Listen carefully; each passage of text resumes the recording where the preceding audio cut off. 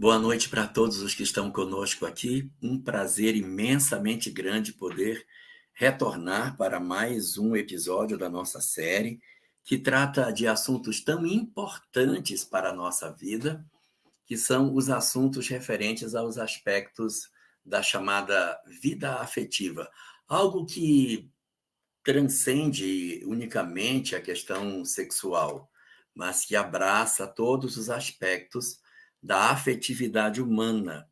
Então, hoje a gente vai ter mais uma oportunidade de mergulhar nos estudos que a doutrina espírita nos oferece acerca desta questão relacionada com a afetividade humana.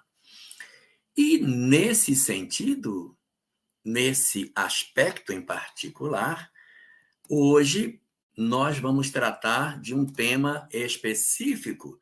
Nós iremos falar sobre as leis do mundo afetivo, ou seja, as leis afetivas. E certamente alguém vai perguntar assim: onde está isso que eu nunca vi? Eu nunca vi escrito em nenhuma obra espírita. Está na obra de Kardec? Está onde isso que eu já virei a codificação kardeciana e eu não encontro aonde é que se acha as chamadas leis afetivas? Pois é verdade. Não está na obra de Kardec. E também não está descrito dentro de um capítulo de uma determinada obra traçando quais são essas leis. Mas uma leitura que se faça mais atenciosa da obra Vida e Sexo de Emmanuel, uma obra fininha, despretensiosa, escrita em 1971, já passou de 50 anos, mas que continua muito atual. É uma obra que traz, salpicado nos capítulos extremamente sintéticos que a obra possui, a apresentação das chamadas leis afetivas. Então, a gente vai começar a ver quantas são e quais são essas leis afetivas que a gente tem.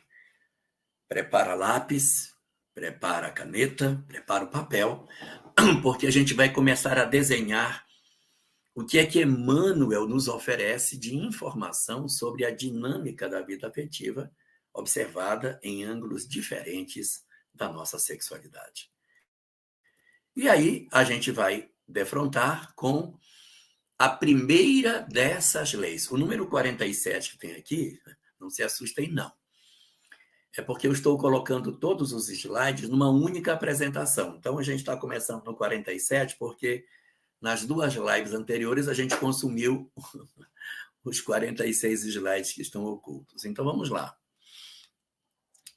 As leis afetivas, assim chamadas, são em número de 6. São 6 leis que a gente encontra no corpo da obra Vida e Sexo. Vamos então ver a primeira dessas leis que Emmanuel trata. A primeira delas é a chamada Lei do Equilíbrio. Lei do Equilíbrio. A Lei do Equilíbrio é uma lei extremamente interessante. Por quê? Porque é uma lei que vai falar para nós de um elemento que é fundamental para o bom uso das nossas energias afetivas, que é nós encontrarmos o ponto de equilíbrio nas nossas vidas. Então, a gente precisa achar um ponto, que eu não estou achando, aonde as coisas se mantêm em equilíbrio. Eu não consigo, mas vocês já entenderam a ideia. Então, é um ponto aonde a gente mantém as coisas razoavelmente dentro de uma posição equilibrada. E o que Emmanuel vai dizer para nós é que, na busca do equilíbrio, a gente deve sair dos extremos. Não é razoável que alguém negue as suas energias afetivas. Não é razoável que alguém defenda a ideia de que não tenha energia sexual, de que não tenha energia afetiva. Isso não é verdadeiro, porque todos nós temos esse clamor de amar dentro de nós. Eu posso ter uma libido menor e uma libido maior, mas isso tem a ver com carga erótica. Não tem a ver com energia afetiva. Energia afetiva é energia do amor. O amor todo mundo tem. Carga erótica, uns têm mais, outros têm menos, aí depende de cada pessoa. Mas a energia do amor, todos com equilíbrio, as energias do amor para que elas não nos perturbem. E todas as vezes que a gente corre para um polo, nós temos a tendência de nos machucar. Então, a lei do equilíbrio é a lei que dita a necessidade de nós encontrarmos um ponto aonde a gente não vai para os excessos da nossa sexualidade e da nossa afetividade. Nesse sentido, Emmanuel vai falar para nós, e ele vai contar isso logo na introdução do livro Vida e Sexo. Ele vai falando sobre sexo, ele faz assim 4 parágrafos bem curtinhos, em que cada parágrafo só tem uma sentença. E eu trouxe aqui as 4 sentenças que Emmanuel coloca e que nos convocam na direção da lei do equilíbrio. Primeiro ponto que ele diz sobre a lei do equilíbrio. Não é para nós vivermos em regime de proibição. Não é correto nós proibirmos a sexualidade de ninguém. Não é correto nós tentarmos impedir que uma pessoa viva a sua vida sexual. Então, proibir, impedir, castrar a pessoa do uso das suas energias afetivas não é instrumento correto. Então, logo no começo da obra, na introdução, ele diz que todas as propostas que a gente tem na nossa sociedade que tentam produzir em nós a ideia de que a gente não deve exercer as nossas funções sexuais são, na verdade, opiniões que não estão de acordo com a necessidade do equilíbrio. Tudo bem, tá legal, não tem que ter proibição, tá certo, eu entendi. Mas é para fazer o quê, então? E aí Emmanuel diz, não é proibição, não é proibição, mas é uma outra coisa que tem que fazer. Você tem que fazer um fenômeno em que você sai da proibição na direção de um outro polo. Então você sai desse extremo onde você se encontra, o extremo da proibição, e vai para um outro ponto. O ponto que Emmanuel diz é o seguinte, é sair da proibição e fazer uma usança dessa energia afetiva a partir de um instrumento que nos garanta a educação. Então, qual é a leitura? Que nós não podemos ter como princípio das nossas vidas que nós, na verdade, sejamos espíritos que estejamos vinculados a uma proibição. Não, o objetivo, Jussara Korngold, é que a gente saia da proibição para a educação, como diz Emmanuel. Um segundo ponto que Emmanuel também levanta sobre a questão do uso das energias afetivas, no mesmo lugar, introdução do livro Vida e Sexo, ele diz o seguinte, não é abstinência imposta. O que é abstinência imposta? É aquela condição que a gente muitas vezes observa, que até parece com a proibição, né? Mas a abstinência imposta é aquela em que alguém vem e regra a minha vida, me impondo um processo de abstinência. Então, quando a gente observa que nós estamos vivendo um uso das energias afetivas, aonde nós estamos sendo constrangidos por um terceiro. Você não pode. E aí a gente, durante a nossa vida, ao longo da história da humanidade, a gente vai perceber que nós estamos notando a partir daí que houve uma história religiosa em que muitas vezes a abstinência ela foi imposta, ela não veio de dentro de nós, ela não veio de dentro da gente. E a abstinência imposta pode pode não representar os verdadeiros interesses do indivíduo. Então, quando você percebe que alguém mantém uma determinada conduta no campo afetivo, mesmo no campo sexual, porque existe uma ordem externa que determina como que aquela pessoa deve fazer uso da sua energia sexual, talvez a gente esteja numa situação em que a gente não seja a solução mais adequada de uso das nossas energias afetivas. O que é importante é a gente perceber que, assim como não é a proibição, é a educação, também nós temos que sair desse polo chamado abstinência imposta, porque a abstinência imposta não está falando daquilo que está dentro de mim. Não é proibição, mas é educação. Também não é abstinência imposta. Então, se não é abstinência imposta, o que é que você quer propor? Qual é a proposta? A proposta é emprego digno. Olha que linda a manifestação que Emmanuel coloca para nós.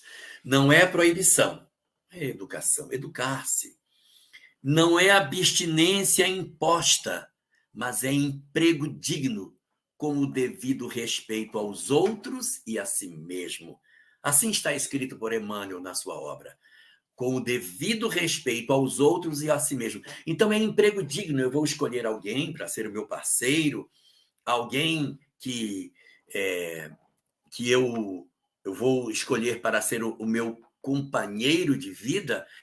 Então, se isso é a verdade, então que a gente use essa energia com respeito. Respeito ao outro, respeito a nós mesmos, respeito à vida, que a gente dê emprego digno para as energias sexuais. Tirar essa imagem de que sexo é uma coisa feia, é uma coisa suja, é um pecado, mas é usar de maneira digna, com o devido respeito aos outros e a si mesmo, tá bom?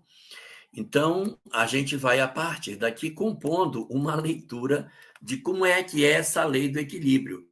Agora, vejam o terceiro elemento da lei do equilíbrio. Não é proibição, mas é educação. Não é abstinência imposta, mas é emprego digno, com o devido respeito aos outros e a si mesmo. Terceira frase que Emmanuel coloca na obra. Também não é indisciplina. Não é indisciplina.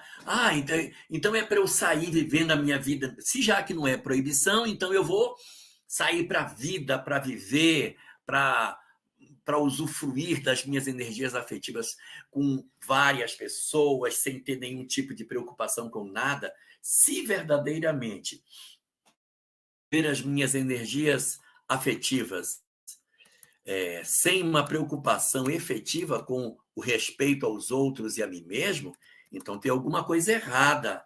Tem alguma coisa errada, porque a indisciplina aqui não é um sinal de equilíbrio. Não é um sinal de equilíbrio. Um sinal de equilíbrio não seria a gente estar na indisciplina. Olha o que Emmanuel coloca para nós nesse sentido. Não. Não é indisciplina. Mas é, na verdade, sairmos da indisciplina para um outro ponto. Esse ponto é o ponto aonde nós não estaríamos ligados a essas descargas irresponsáveis das energias afetivas sem vínculo com ninguém. Aqui sai da indisciplina para o controle. Então, diz Emmanuel, não é proibição, mas educação. Não é abstinência imposta, mas é emprego digno com devido respeito aos outros e a si mesmo. Não é indisciplina, mas é controle.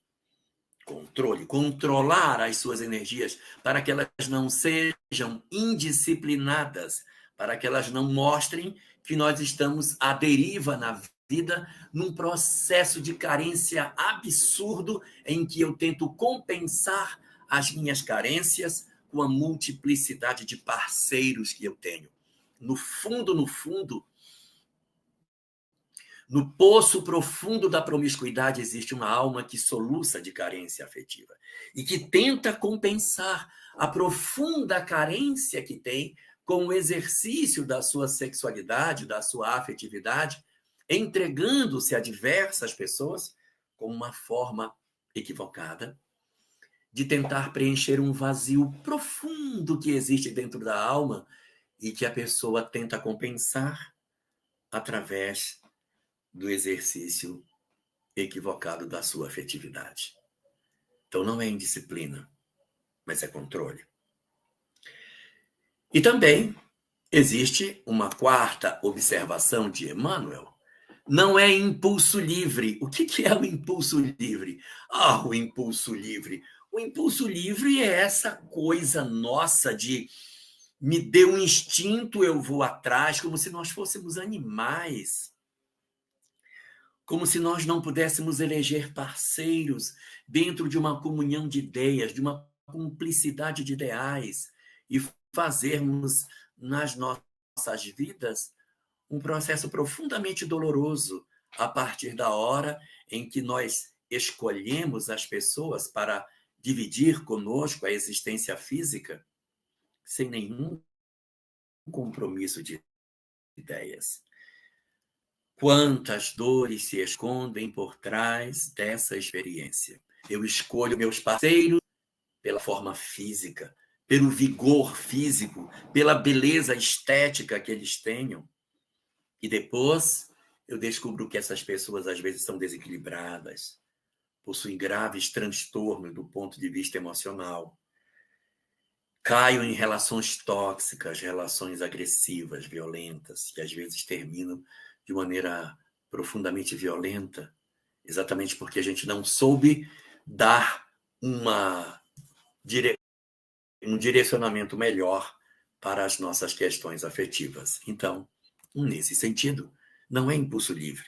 Tá, mas se não é impulso livre, é o quê? Emmanuel diz, você tem que sair dessa condição de impulso livre e vir para uma outra posição. Qual é a posição? Diz ele que é a responsabilidade. Responsabilidade. Então é assim, não é proibição, mas é educação. Não é abstinência imposta, mas é emprego digno, com o devido respeito aos outros e a si mesmo. Não é indisciplina, mas é controle. Não é impulso livre, mas é responsabilidade.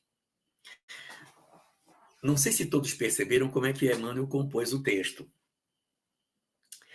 Ele fez 4 frases e jogou 4 frases no extremo de um lado, proibição, abstinência, e colocou 4 frases do outro lado, indisciplina, impulso livre, e disse, olha, essas 4 propostas não são legais.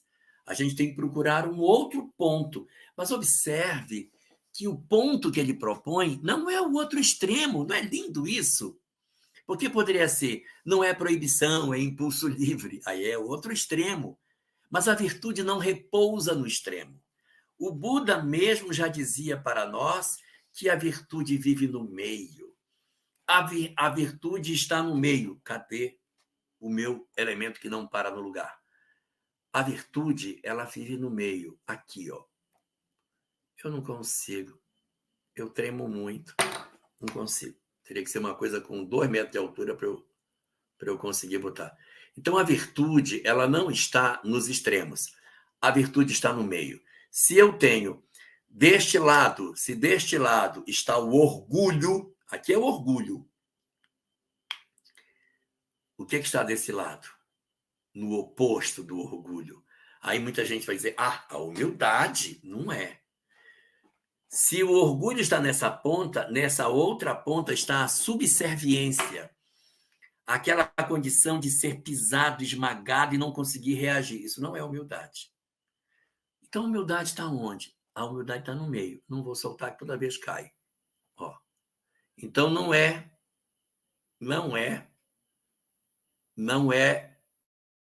na ponta.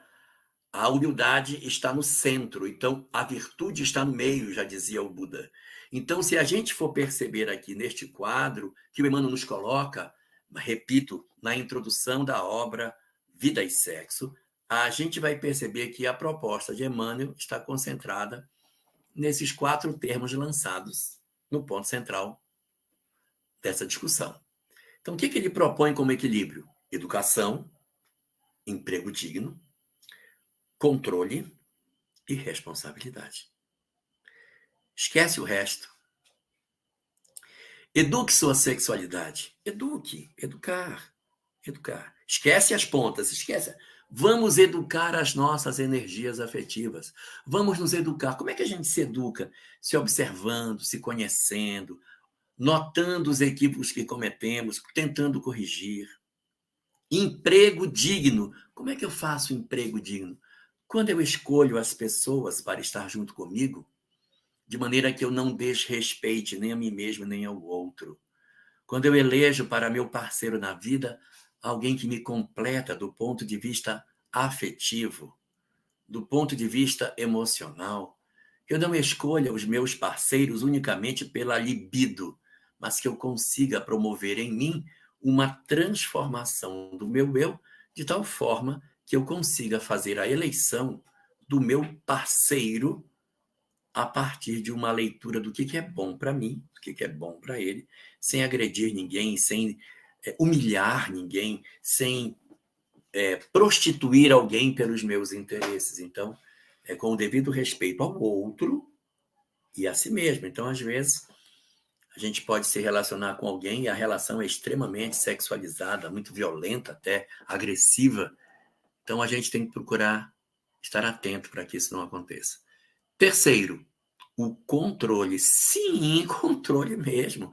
Porque vai ter vezes em que nós podemos estar num certo momento de fragilidade em que as nossas carências, as nossas descargas hormonais, as nossas próprias fragilidades podem nos trair e a gente se sentir, de certa maneira, enredado em determinados interesses que a gente sabe, olhando do mais alto, que aquilo não seria bom para mim. Mas eu posso, de repente, me dar conta, gente, eu estou cedendo a essa sugestão. E aí, Emmanuel vem e diz, não, mas não é por aí, não. A gente precisa ter controle, ou seja, eu tenho que ter a consciência desperta. Controle aqui está como decorrência da educação. Como eu me eduquei e eu me observo, eu tenho consciência desperta. Eu tenho capacidade de me perceber no que eu estou fazendo e dizer, isso aqui que eu vou fazer não é legal, isso não é bom, eu vou recuar. Então, essas estratégias de recuo, elas estão relacionadas com o aprendizado que a gente faz e pela descoberta do que é que nos faz verdadeiramente felizes. E como último ponto dessa primeira lei, que é a lei do equilíbrio, a responsabilidade. E, nesse sentido, ele sempre comenta dentro da obra que, antes de se relacionar com alguém, perguntar para si mesmo: por quê, para quê e com quem? Por que estou me relacionando com essa pessoa? Para que estou me relacionando? Qual é o objetivo futuro disso? Então, com quem, por quê e para quê? Está lá na obra. Para que, respondendo essas perguntas, você possa dizer a si mesmo: não vale a pena. Pode me dar problema. Porque eu posso me envolver com uma pessoa e depois eu não vou saber nem sair desse problema. Então, a gente precisa estar atento para isso. Trazendo uma colocação de André Luiz, que está presente na obra Sinal Verde, ele diz lá uma coisa bem interessante sobre isso, sobre essa questão da nossa responsabilidade. Diz André Luiz, num capítulo chamado Ante o Sexo. Ele diz: não arme ciladas afetivas para ninguém, porque você se precipitará dentro delas. Não arme ciladas afetivas para ninguém, ou seja, não seduza as pessoas. Não arme algo para que a pessoa caia nas suas malhas e você peguei. Não seduza, não enrede a pessoa nas suas habilidades de sedução, no seu magnetismo. Não utilize dos seus instrumentos se você não tem interesse real nela. Porque se você não tem interesse real, não é, na verdade, uma aproximação legítima. É uma cilada afetiva. Você está enredando a pessoa apenas para tê-la como troféu, mas não é um interesse legítimo. Então ele diz: não arme ciladas afetivas para ninguém. E complementa: porque você se precipitará dentro delas.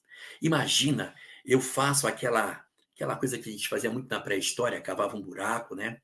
Cobria com folha para o animal vir correndo, cair no buraco, a gente matar o animal. Tinha muito essa técnica de caça.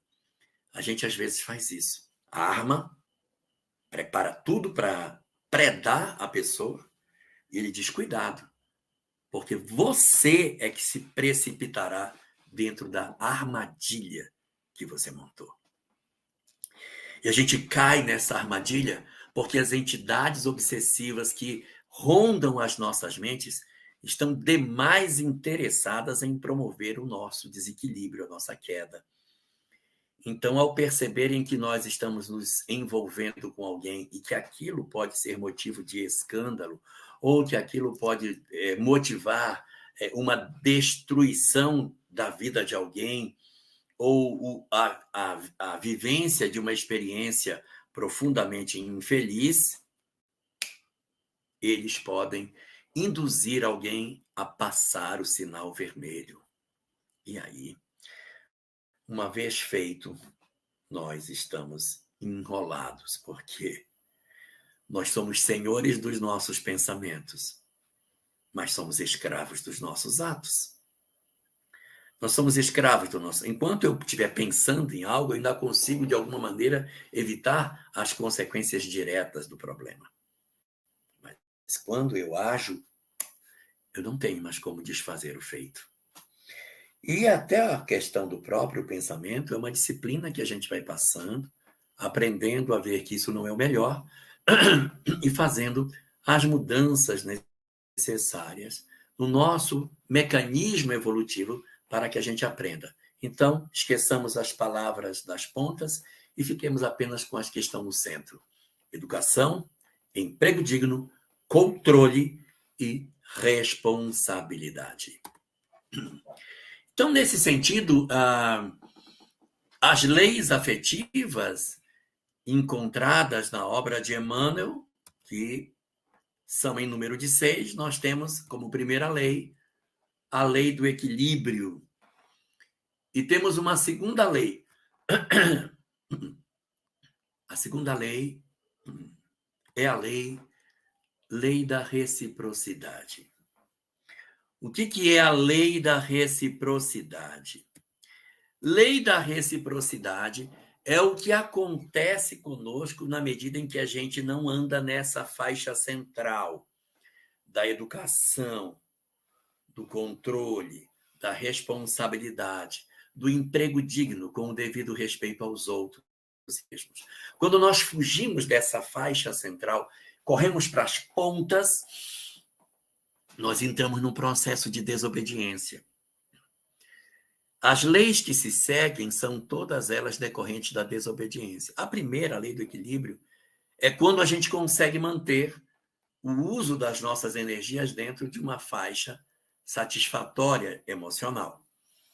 Quando eu descambo para as pontas, quando eu me volto para os extremos, ou seja, abstinência imposta, proibição, impulso livre, eu vou para essas pontas, eu quebro a lei, eu descumpro a lei, eu afronto a lei. E quando eu faço isso, eu me insiro em determinados mecanismos que a lei de causa e efeito possui, específicos para a questão da afetividade, e uma dessas consequências é a lei da reciprocidade, que diz o seguinte, primeiro ponto dessa lei, diz ela: o que fizer, vai receber. Tudo que derdes ao outro, outrem também te dará. O que você fizer, você vai receber. Você vai receber. Porque no campo da afetividade, o indivíduo tem muita dificuldade de entender que o que ele faz ao outro é ruim. Ele tem muita dificuldade. É difícil você encontrar uma pessoa que diga, nossa, eu não deveria ter sido infiel. Puxa vida, eu não deveria ter sido. Mas ele não sente em profundidade a dor que produz em alguém que descobre que o seu amor não lhe é fiel. A decepção profunda que vara a alma ao perceber que a pessoa que você tanto se dedica não valoriza você. É muito ruim. Então, o que vai acontecer? É muito comum, não é? Muito comum que espíritos que tiveram determinada vivência no campo da sexualidade, que viveram determinadas histórias, experimentem passar por histórias parecidas. Não é naquele sentido que a gente deva dizer assim, mas se for assim, então o outro vai ter que me trair. Então, se o outro vem para me trair, então ele foi programado para trair. Então, se ele foi programado para trair, não está errado que ele está a serviço de Deus. Não, não é isso. Eu fico projetado em experiências em que eu fico sujeito de maneira muito frágil a esse tipo de experiência. Eu vou ser mais claro no que eu quero dizer. Imagine que você tem um casal, você tem duas pessoas. Essas duas pessoas, elas se relacionam sexualmente, são casadas, e uma delas não é fiel à outra. Mas esta é, mas essa aqui não é. Então, o que vai acontecer? É muito provável que este que traiu não mereça mais o companheiro bom que Deus lhe deu. Então, ele não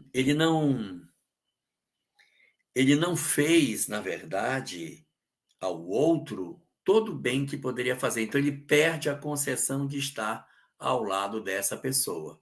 Então, o que vai acontecer?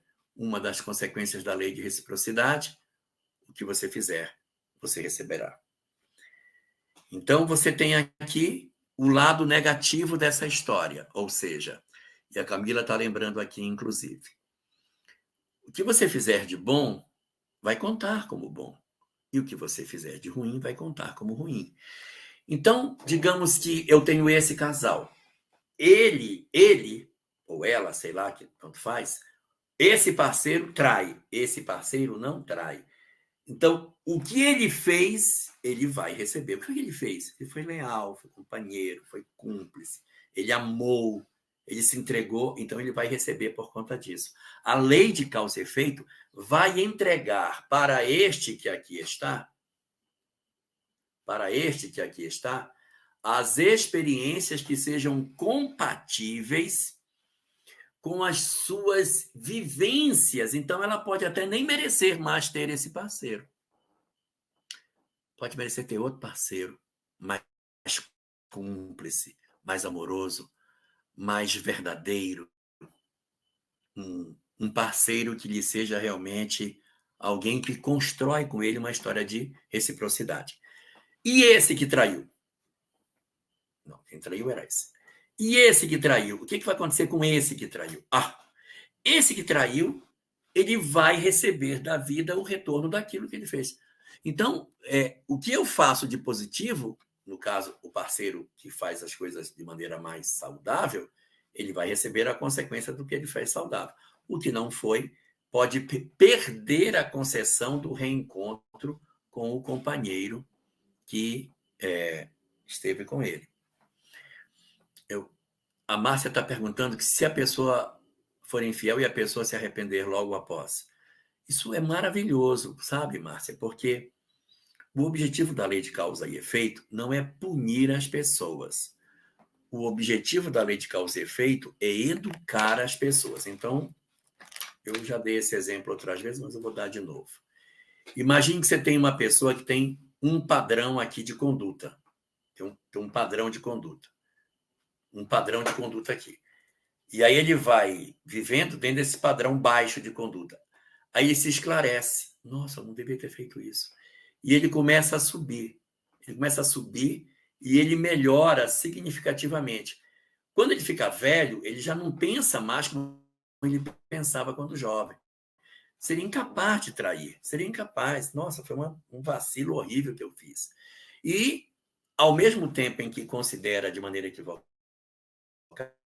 ele tenta recuperar a confiança, o afeto, o amor legítimo da pessoa que ele... a pessoa que, de certa maneira, ele machucou. Então, ele mudou. Agora, se eu tiver uma outra pessoa que, quando jovem, ele pensava dessa forma, e está velhinho, e ele continua do mesmo jeito, ele não mudou nada. Então, olha o primeiro caso. Ele começou lá embaixo, mas ele terminou lá em cima. Então, a lei de causa e efeito vai ter que corrigi-lo só nesse pedaço que está faltando aqui, tá vendo? Só um pouquinho. Então, a lei de causa e efeito vai encontrá-lo bem melhor e vai ter formas bem mais brandas. Por quê? Porque ele corrigiu a tempo as suas emoções e se desembaraçou das dificuldades que ele tinha. Agora, o outro que não se modificou, que continua do mesmo jeito, que inclusive estimula os jovens de hoje a seguirem pelo mesmo caminho. Quando a lei de causa e efeito o encontrar, ela tem que levá-lo daqui até lá em cima. Olha lá o quanto que tem que fazer. Então, evidentemente, essa pessoa vai encontrar consequências muito mais pesadas da lei. Por quê? Não é que a lei queira punir, a lei quer educar. Se eu já fiz uma caminhada de educação, Márcia, está faltando para mim só esse pedacito que falta para chegar ali no topo da imagem. Mas se eu não fiz, olha a distância que eu tenho.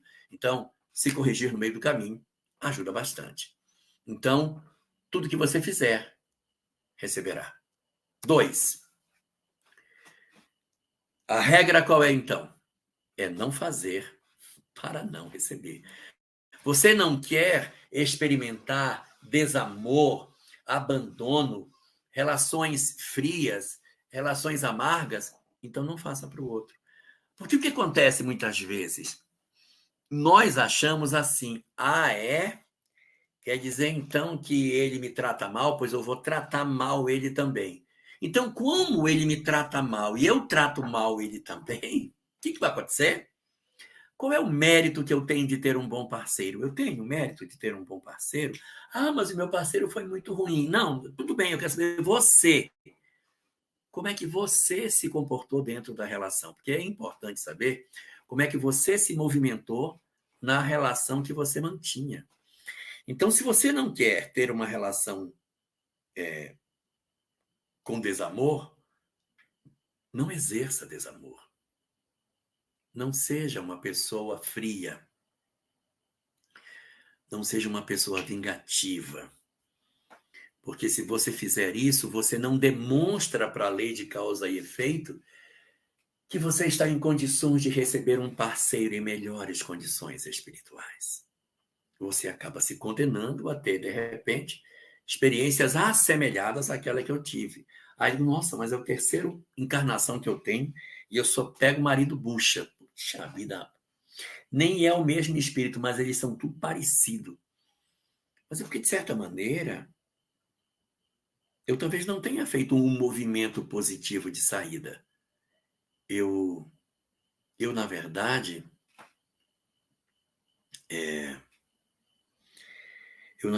tenho a possibilidade de, sim, de mudar a minha história. Tenho a possibilidade de restaurar a minha relação com a lei de causa e efeito. E desse motivo, portanto, o primeiro princípio da lei de reciprocidade é o que você fizer, você vai receber. Se você não quer receber, então não faça para não receber o que você não quer. E se for uma coisa positiva, faça para receber o bem. Faça. Ninguém perde por amar. Olha, eu já estou com quase 100 anos. Com quase 100.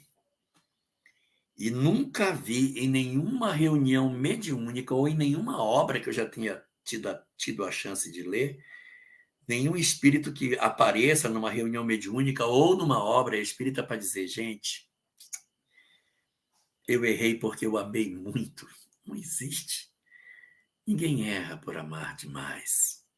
Ninguém erra. Mas eu já vi muita gente reclamar porque amou de menos. Amar de menos, sim, gera dores profundas nas almas. Às vezes a gente entra numa relação afetiva e aprende a se vingar de maneira bastante sistemática, aí aquelas alfinetadas, o sarcasmo, o deboche, a ironia, e vai machucando, vai batendo, vai criando um calo na relação e a relação vai esfriando. E a gente vai perdendo a capacidade de realmente sermos afetivos. Isso não é bom, isso não é legal. Se puder fazer, eu sei que às vezes a relação está bem desgastada, mas se a gente puder fazer alguma coisa a nosso próprio benefício, é muito bom. Ponto número 3. Diz Emmanuel numa síntese maravilhosa: tudo que dermos aos outros, outrem também nos dará. Se for bom, bom. Se for ruim, ruim também. Então, não façamos isso. Não brinquemos de machucar, porque a lei de causa e efeito nos acha. Brinquemos de amar, de fazer efetivamente o bem para o semelhante, de cuidarmos das pessoas, de sermos espíritos que vamos além do dever. Porque já dizia Jesus numa frase muito conhecida, quando ele falava: qual é o pai que dá uma pedra para o filho que pede um peixe? Qual é o pai que dá uma pedra para o filho que pede um pão? Ou uma serpente para o filho que pede um peixe? Então, assim também, Deus não deixará de dar para nós o pão do amor se a gente contribuir com isso. Mas se eu não me posiciono para receber esse pão, eu tenho um coração de pedra, eu só dou patada, eu só agrido, eu só ofendo, eu fico mudo dentro de casa, eu não falo com ninguém, eu passo, parece um trem lotado, parece um ônibus lotado. Não se faz isso. É a gente que está se prejudicando. A gente acha, vou me vingar bem e ficar com a cara dura. Aí eu me prejudico, porque eu entro num padrão vibratório péssimo, me assessoro de uma série de entidades horríveis, fico dentro de um processo obsessivo, desenvolvo mecanismos ruins psicológicos de amargor, decepção, tristeza, melancolia, depressão, e ainda me candidato a ter uma história repetida na próxima existência. Então, vou prestar atenção e nos atentar para a lei da reciprocidade. Mas vamos em frente. Como último ponto da chamada lei de reciprocidade, Emmanuel nos traz a seguinte frase, que é como uma síntese dessa ideia. Diz ele, isso está na obra desse jeito: para não sermos mutilados psíquicos, urge não mutilar o próximo. Não faça. Não machuque o outro, para não receber de volta as dores da vida. Vamos para frente. Terceira lei, a lei da responsabilidade. Essa lei da responsabilidade, ela é diferente da lei da reciprocidade, que é o seguinte: na reciprocidade, eu faço bem, recebo bem. Eu faço mal, eu vou receber de volta. Eu dou amargor, recebo amargor. Eu gero uma relação saudável, relação saudável. Então, a reciprocidade é o que eu dou, eu recebo. No princípio da responsabilidade é diferente. O princípio da responsabilidade é, na verdade, a sua, ou minha, ou de cada um de nós, responsabilidade diante dos nossos parceiros afetivos. Você tem responsabilidade com seu parceiro afetivo? Você tem alguma responsabilidade com ele? Sim. Diz Emmanuel que sim. Que a gente tem responsabilidade com os nossos parceiros.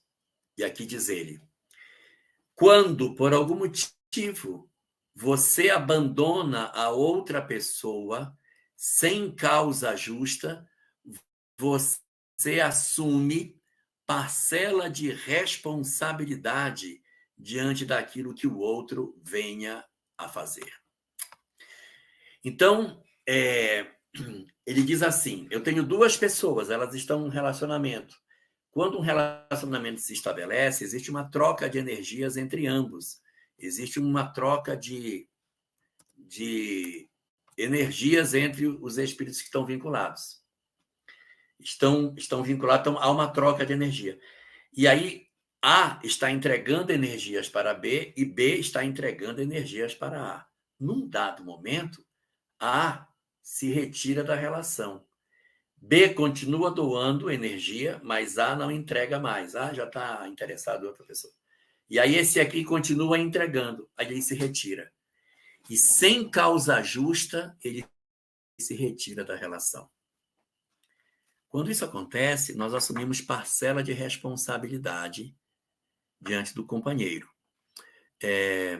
Nesse sentido, eu lembro quando eu era menino pequeno, assim, do tamanho da Cleide, quando eu era garoto, na minha juventude, o Alberto Almeida era o nosso coordenador de juventude, ele usava muito, quando ele falava sobre a lei da responsabilidade, ele gostava sempre de fazer um exercício. O que ele fazia? Ele pegava duas pessoas do grupo, vem cá você, pegava duas pessoas e agora fica de frente um para o outro, pega na mão do outro e gira. Não sei se vocês conhecem uma brincadeira em que as pessoas pegam uma mão do outro e ficam girando, um agarrado no outro, assim, rodando.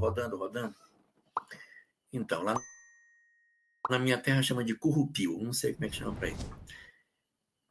Se de repente uma pessoa soltar a outra, o que acontece? A outra pessoa que está rodando não está esperando. Ela se esborracha no chão e se quebra todinha. Então, quando eu faço isso e me retiro da relação sem causa justa, eu assumo parcela de responsabilidade na queda que o outro teve, tá? Eu sou corresponsável do desequilíbrio. Vamos colocar essa maneira prática. Você tem um relacionamento conjugal com alguém e, de repente, você chega a conhecer alguém e diz, olha, eu não quero mais você, a relação acabou, eu encontrei outra pessoa, e vai viver sua vida e ponto, acabou. E a outra pessoa diz, mas como assim? Como assim você está fazendo? Meu Deus, e agora vai ser de mim? E esta pessoa que foi abandonada, por ela ser uma pessoa como qualquer outra pessoa, que é uma pessoa que tem suas fragilidades, suas carências, suas dores e suas crises, que evidentemente ninguém é perfeito, ela pode estar em desequilíbrio em função do abandono. Então, o que acontece quando ela foi abandonada? Ela se sente moída, amassada, migalhada, ela se sente um ser imprestável. Ela se sente uma pessoa simplesmente autoestima lá embaixo. E como ela fica com a autoestima extremamente amassada, ela vai querer compensar essa sensação de abandono que ela teve. Então, ela vai para a noite, ela procura parceiros, ela troca o guarda-roupa, ela arruma namorados mais jovens, para mostrar para o parceiro que não sou tão imprestável assim como ele pensou que eu fosse. Não sou imprestável. Eu ainda sou capaz de ser atraente para alguém. Volto para a noite, volto a viver, passo a viver a vida como se eu fosse adolescente novamente. E aí a gente, às vezes, está vivendo uma vida de intensa atividade afetiva e até sexual, mas não está se dando conta de que a gente está se destruindo do ponto de vista afetivo. Nós estamos ganhando uma série de compromissos por conta dos parceiros que a gente arruma, parceiros agressivos, violentos, pessoas ignorantes, pessoas que nos usam, que usufruem do corpo do outro e descarta como se fosse um objeto, que gargalha do sentimento do outro. Pessoas que dão golpe, que pegam dinheiro, que pegam o carro, que depredam o patrimônio, que humilham, que batem. Então, a gente não pode, quando a gente é abandonado, se lançar nessa condição de tentar recuperar a nossa autoestima se lançando nos braços de qualquer um. É perigoso. Só que o parceiro que abandonou sem causa justa, ele assume parcela de responsabilidade no que ela fez. Ó, só que eu disse que é parcela, tá? Não é tudo. Ele assume parcela de responsabilidade. Por quê? Porque na hora que ele solta a mão da pessoa, ela não consegue manter o equilíbrio e ela, sei lá, acaba caindo. E aí ele é corresponsável desse processo. E aí, quanta dor. Fechem os olhos e imaginem. Imaginemos nós quantas histórias de desespero a gente conhece a partir daí. Quantas pessoas que se jogaram no vício, na prostituição, na delinquência, se lançaram no álcool, na promiscuidade, fizeram ruptura com a família, enveredaram por processos amargos de depressão, cometeram suicídios. Quantas pessoas destruíram suas vidas por uma decisão equivocada do parceiro, que não teve habilidade para terminar a relação. Então, nós somos parcialmente responsáveis por aquilo que o outro experimenta. Só que essa responsabilidade, ela acontece quando você não orienta a pessoa de que a relação não está bem, que você precisa sair. Então, se você diz, olha, não está legal, não está legal, não está legal, não está legal, vou me retirar, não está bom, vamos repensar, a relação não está boa, não está boa, a gente vai acabar separando, pensa bem. Bom, você vai preparando a pessoa para que isso aconteça. É como se os dois estivessem rodando no currupio e num dado momento disse, vamos parar, não estou querendo, estou tonto, para, e a pessoa para. Ninguém se machucou porque houve uma comunicação de que a relação não estava legal. Essas circunstâncias da lei de responsabilidade, ela acontece exatamente naquelas situações em que o cara abre a porta da casa e diz, tem uma coisa para falar para você, estou indo embora hoje de casa, arranjei uma pessoa, pega a mala e vai embora. Mas o que houve? Cabelo, não quero saber. Essas rupturas abruptas que não dão tempo para que o outro se prepare é que geram esses tipos de compromissos. É lógico que dentro desse cenário aí, nós também temos as histórias das estratégias de culpa, né? Que as pessoas às vezes desenvolvem. O que é que elas fazem? Elas, ao perceberem que foram abandonadas pelo parceiro ou pela parceira, o que elas fazem? Elas não se cuidam mais. Para que o estágio de penúria espiritual que a pessoa fique, gere remorso em quem nos abandonou. Então, o que ela faz? Ela vai, compra aquele monte de bata de Fortaleza, sabe aquelas batinhas de Fortaleza? Umas batinhas de Fortaleza, toda cor-de-rosa, que tem um babadinho aqui em cima. Compra aquelas roupas de Fortaleza, compra uma sandália rasteirinha lá na feira do Meireles, na mesma feira que compra a batinha, compra também a rasteirinha para poder impingir culpa na pessoa. Compra uma gigolete. Vocês não sabem o que é gigolete, mas o povo do Ceará sabe o que é. Estou falando de bata de Fortaleza, então estou falando de Fortaleza. Compra uma gigolete. Gigolete é como no Ceará chama tiara. Tiara, aquele negócio que põe na cabeça que a mulher põe assim. Não sei como é que chama, tem tanto nome: tiara, passadeira, travessa, diadema, tem tanto nome. Então, lá chama gigolete. Então a pessoa compra uma gigolete daquela para puxar para trás assim, para ficar aparecendo a raiz que está branca, porque ela não pinta mais o cabelo, e aí ela fica andando com aquela rasteirinha, vai no supermercado de rasteirinha, vai para o shopping daquele jeito, para ser vista, e as pessoas dizem, nossa, fulano está acabada, fulano que você fez com ela, você acabou, você destruiu fulana, coitadinha. Então é uma estratégia de vingança isso, né? É uma estratégia de vingança. O que eu estou dizendo em cima da fala de Emmanuel é que a gente assume parcela de responsabilidade quando, por algum motivo, a gente vira as costas e abandona o outro e nunca mais volta para dar nenhuma explicação. Você simplesmente faz um movimento de abandono. O que foi, Klaus Hagen?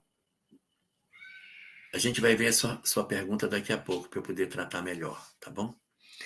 Então, quando, por algum motivo, isso acontece, de alguém abandonar outro alguém, sem motivo justo, sem preparar a pessoa, ele assume parcela de responsabilidade, tá? Gravemos essa. Mas não vale a gente que é espírita dizer assim, então eu vou me jogar no chão, vou me rastejar, vou raspar minha cabeça, para ele ficar com mais culpa, porque aí o que está sendo feito não é mais um movimento legítimo, é um movimento artificial. Então, a responsabilidade não entra aí, tá? A responsabilidade entra quando a pessoa não tem estrutura e ela se desequilibra. A lei de responsabilidade, em que ele diz o seguinte, segunda e última frase da lei de responsabilidade. Caberá ao que abandona reabilitar o outro até o ponto em que o ferimos. Então, se você derrubou alguém, rebentou com essa pessoa, você assume diante da lei de causa e efeito a responsabilidade de botar a pessoa de volta no lugar. Então, você recebeu uma pessoa assim e você deixou a pessoa torta assim, então aí você agora vai ter que botar a pessoa de volta na posição que ela estava. Se ela ficou assim, aí você vai ter que fazer assim para botar ela assim. Ou seja, nós temos a responsabilidade de reorganizar o indivíduo que nós tenhamos destruído a partir da nossa ação afetiva. No livro Religião dos Espíritos, existe uma mensagem chamada Compromissos em Nós. Se eu não me engano, é o capítulo 37 da obra. Na época que eu li, não tinha capítulo, era só página. Então era ruim, porque eu tinha que sair contando no dedo. Mas eu acho que se contar no dedo dá um capítulo 37. 1, 2, 3, 4, 5, acho que é 37. Mas o nome da mensagem é Compromissos em Nós. Na época, quando eu era menino novo, ficava na página 155. Hoje eu não sei em que página fica, porque as edições mudam e está tudo muito mudado, eu não sei mais nada. Mas lá tem essa mensagem chamada Compromissos em Nós. Olha o título da mensagem, Dona Cleide Medri. Compromissos em nós. Então, eu trago compromissos em mim mesmo. A mensagem ela é toda assim. Eu vou fazer mais uns exemplos para vocês entenderem como ela é. Tens um pai irascível que mais se assemelha a um tigre de sentinela. Um dia compreenderás que ele é assim por conta da educação que tu mesmo lhe deste. Tens uma esposa que vive na fronteira do hospício. Um dia compreenderás que ela vive assim por conta do que tu fizeste a ela no passado.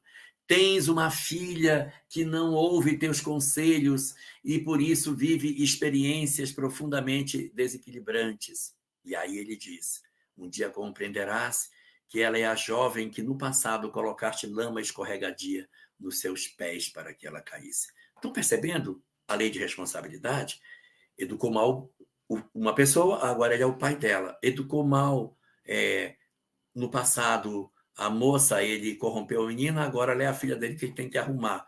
Aí tem uma mulher que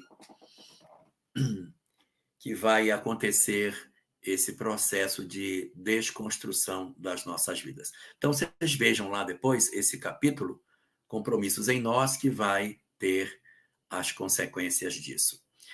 E só para responder aí ao Paulo César Souza Melo, que faz uma pergunta, e daí? O outro destrói, vira as costas e ele entra na quarta lei. A lei chama-se Lei do Cárcere Afetivo.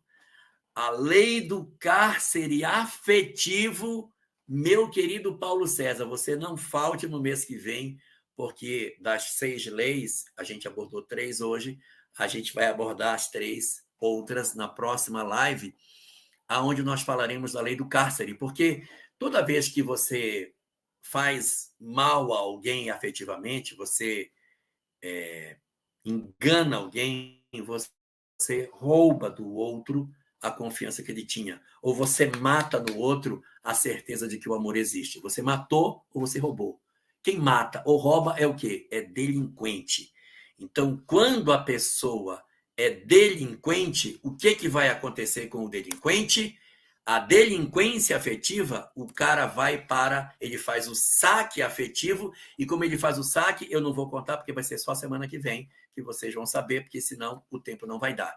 Então, na próxima live, a gente vai partir daí, da delinquência afetiva, o saque afetivo e o encarceramento da criatura. Dá um spoiler. Não, eu posso até dizer. Eu vou dizer, só para ninguém ficar muito angustiado. O saque afetivo vai levar para uma coisa chamada cárcere afetivo. Aí os cárceres não vou falar, não. Senão a gente vai entrar e não tem como sair disso aqui. Ok, Jussara? Então, nós temos, na verdade, todo um aprendizado que a doutrina espírita nos oferece para o entendimento, todo o entendimento das necessidades afetivas que a gente tem. Então, aí, quando alguém rouba alguém afetivamente, mata alguém afetivamente, derruba alguém afetivamente, a gente se torna um delinquente. Lugar de delinquente é na cadeia. Então, quem promove o saque afetivo vai para o cárcere. Jussara, só para dizer para você, do cárcere as pessoas fogem. Porque você vê que tem uma seta ali em cima, vai ter uma outra seta embaixo. É uma outra instância de prisão da onde não se foge. Do cárcere as pessoas fogem, até de prisão de segurança máxima.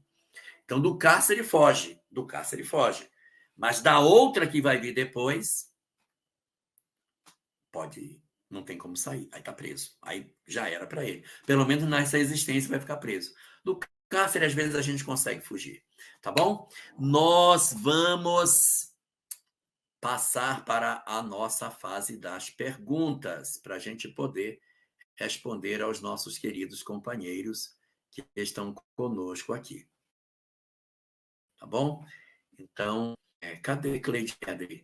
Já embora? Cadê a Cleide? Estou aqui, Elahá. Estou aqui. Oi, querida. Vamos começar com a nossa Clau Hagel. Minha dúvida é sempre a expiação. Hagel. Claudete Hagel.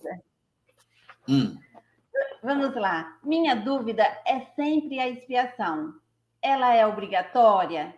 Eu entendo que ela só será necessária se não houvesse aprendizado, crescimento. O conceito a questão está, Clau, no conceito de expiação, separado do conceito de prova. Conceito de prova. Só falar aqui para o Paulo César, isso mesmo. A pessoa foge do cárcere porque o cárcere é físico, né? O cárcere é psicológico, sei lá. Mas da lei ele não vai sair tão fácil, não, né? E vocês sabem, se o cara foge da cadeia, regride de regime. Mas vamos lá. O que acontece é o conceito de prova e o conceito de expiação, Cláudio. O conceito de prova é muito diferente. O que é a prova? A prova é a experiência que eu passo para eu aprender coisas novas. Por exemplo, meu caso pessoal, não sei nada de arte. Não sei cantar, não sei tocar, não sei compor, não sei pintar, não sei esculpir, eu não sei nada. Mas eu vou precisar passar por essas experiências. Um dia eu vou ter que estar aprendendo a esculpir mármore, esculpir com gesso, madeira. Vou aprender a cantar, tocar um instrumento. Um dia eu vou aprender, porque isso faz parte. Isso são provas, experiências para o alargamento do meu saber. Isso é prova. Eu exercer uma profissão, uma prova. Tipo, olha, eu gostaria muito de ser médico, uma profissão que eu quero exercer, quero fazer isso. Então, isso é prova. Prova é uma experiência que o espírito elege dentro da sua perspectiva de possibilidade, para que ele, através dela, aumente o seu plantel de conhecimento. As provas, elas são inerentes à vida. Na nossa existência tem um monte de prova. Por quê? Porque eu estou aprendendo coisa nova. Por exemplo, eu nunca morei na Amazônia. Essa encarnação disse, não, eu quero morar na Amazônia. Eu decidi que eu queria nascer na Amazônia, morar na Amazônia, ser um amazônida. Foi uma decisão. Eu fui para lá, uma prova. Vim para Curitiba, uma prova. Eu elegi, eu quero ir para Curitiba, e eu fui para Curitiba. Muito bem. A expiação não é assim. A expiação, ela é sempre decorrente de um ato que a gente fez lá atrás, quando estava na prova e não se saiu bem. Então, a expiação representa o seguinte: quando você esteve na prova, a sua conduta não foi boa. Então, a prova volta. Só que ela volta de maneira obrigatória. Então, quando a prova, a experiência volta de maneira que você vai precisar passar por ela agora. Agora você vai ter que passar, porque você deu uma má solução da outra vez. Ou seja, a lei de causa e efeito te joga para dentro da experiência e te diz, você precisa passar por isso aí, para se corrigir. É para o seu bem, para que você se resolva. E aí, Cláudio, como você é psicóloga, deixa eu colocar aqui algumas coisas para você compreender. Existem alguns espíritos que fazem mal a pessoas. O cara foi e tocou fogo em alguém. Eu toquei fogo numa pessoa, eu toquei. Peguei, acendi a gasolina, matei a pessoa queimada. Gente, mas isso me deu um remorso tão grande, isso me incomoda tanto, eu tenho pesadelo com isso não sai da minha cabeça, eu tenho pavor de fogo, eu não gosto de fogo, eu nem brinque com isso, nem cozinhar eu cozinho, porque eu tenho medo de riscar o palito de fósforo. Então, eu fiquei assim, abalado por conta daquilo que eu mesmo fiz. É possível que a minha vítima, do mesmo jeito, também ficou abalada e tem hoje medo de fogo, tem medo de fósforo, tem medo de fogueira de São João, tem medo de um monte de coisa. Muito bem. Para esse espírito, a probabilidade de que esse espírito que tocou fogo no outro toque fogo em alguém é difícil, sabia? Porque ele tem um bloqueio diante da ação que ele fez. Para essa entidade, formas alternativas podem ser dadas para que ele corrija a sua vida. Ele pode nascer bombeiro, ele vai apagar fogo positivamente. Ele pode ser um químico que vai estudar sobre combustão. Ele, tem uma série de possibilidades. Por quê? Porque ele não tem o traço do desejo de promover essa violência novamente. Mas eu posso ter alguém que matou alguém queimado e que diz que está... Não, eu estou arrependido do que eu fiz. Mas se irritarem demais ele queima uma pessoa de novo. Ele é capaz de queimar. Normalmente ele não faria. Normalmente ele diria, não vou fazer isso não está correto, isso não vou fazer. Não, na minha cabeça eu sei que eu não faço. Mas se ele sofreu uma pressão muito grande, um ódio profundo, ele diz, eu vou botar fogo na casa dele. Porque ele evoca determinados clichês que estão na profundeza do ser. No meu consciente não existe, mas existe na profundeza do meu eu. Então, quando eu passo por uma pressão muito grande, destampa o porão psicológico. E aquilo que está armazenado em mim, aparece e eu boto fogo na casa do outro. Este indivíduo que viveu a experiência de queimar alguém, ele não está completamente curado. São nessas circunstâncias em que o espírito não conseguiu ainda se dizer capaz de não repetir o ato que ele diz. Eu queria experimentar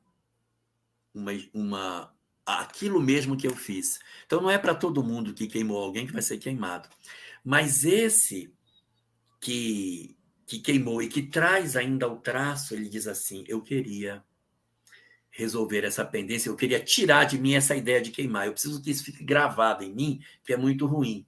Aí o cara diz, então você vai ser bombeiro, vai experimentar fogo e vai passar por fogo em você. Você vai ser queimado como bombeiro. Não precisa morrer, mas ser pelo menos sapecado lá na operação de bombeiro. E aí a pessoa passa em si e diz, cara, dói demais uma queimadura. Então o espírito se convence na profundidade do ser que isso não é bom, aí ele passa a não repetir. Então, quando você pergunta se ela é obrigatória, é necessário que a gente corrija e se reequilibre diante da lei. Mas o obrigatório não é passar pela mesmíssima experiência que eu fiz o outro passar. Vai depender. Se eu for um espírito que me esclareça sem precisar passar pela mesma experiência, ela poderá ser obrigatória em termos de corrigenda, mas não na repetição do ato que foi feito no passado. Agora, se não houve aprendizado, se a pessoa não aprendeu, ela não só volta, como ela volta de maneira muito semelhante àquilo que se deu no ontem, para que eu aprenda. Isso não é bom fazer com os outros, rapaz. Dói pra caramba. Porque passando em mim, grava no fundo do eu. Só que observe, só para terminar, Cláudio, que eu não disse que ninguém ia botar fogo em mim, tá? Eu disse que o cara ia se queimar no fogo. Porque a gente, quando vem para passar por essas experiências, não vem desenhado para ter um algoz que nos queime. Tá bom? Muito bem. Olha, a Camila é interessante o que ela diz aqui. Olha, por isso alguns perrengues são bênçãos de Deus para nos redimir. Eu só não sei em que momento que a Camila colocou isso, mas ela está correta. Muitas vezes as experiências que a gente passa são para a gente poder. Ou ela está escrevendo isso agora com essa fala que eu estou fazendo? Não, ela colocou bem mais Tá. Eu não estou entendendo do que é, mas é isso mesmo, sabe, Camila? Muitas experiências que a gente passa, que são experiências difíceis, se a gente souber aproveitar, elas ajudam a nossa melhoria. Isso está no Evangelho segundo o Espiritismo, capítulo 5, mensagem O Bem Sofrer, que é aproveitar o sofrimento e crescer com ele. Mas olha, a Estela Martins diz o seguinte: se a separação se dá sem motivo justo, mas também sem graves consequências, existem consequências para o casal? Vai depender, Estela, porque é muito subjetivo isso. Ó. É lógico que se você promove uma separação em que o casal chega e diz assim, a gente não está mais se entendendo, a gente está querendo coisas diferentes, eu acho que você poderia ser muito mais feliz com outra pessoa, eu não consigo atender suas expectativas, você também não está conseguindo atender as minhas, eu acho que nós podemos ser bons amigos e isso pode ser resolvido de maneira tranquila. E a gente conseguir resolver a questão no diálogo e todo mundo se entender, isso evidentemente desfaz as necessidades de dores, de feridas, etc. Lembra que no caso anterior, a pessoa, quando foi sem motivo, ela se esborrachou no chão. É uma outra circunstância. Aqui não há. Aqui as duas pessoas se entenderam e elas se reorganizam. Pode ser, de repente, que esse casal até nem se encontre mais. Mas pode ser que ele se reencontre. Pode ser que ele, lá na frente, diga, não, acho que a gente podia tentar uma nova oportunidade juntos. O que você acha? E aí, a gente tenta uma retomada da relação numa outra existência. Isso também é possível. Então, nem é uma ruptura, dizer assim, não, como não deixou feridas, então pronto, cada um para o seu lado não se encontra mais. Não, pode até se encontrar. Pode se encontrar. Agora, na medida em que você sai de uma relação sem graves feridas, eu posso também, cada um seguir seu lado e nem se encontrar mais. Principalmente se os relacionamentos eram casamentos.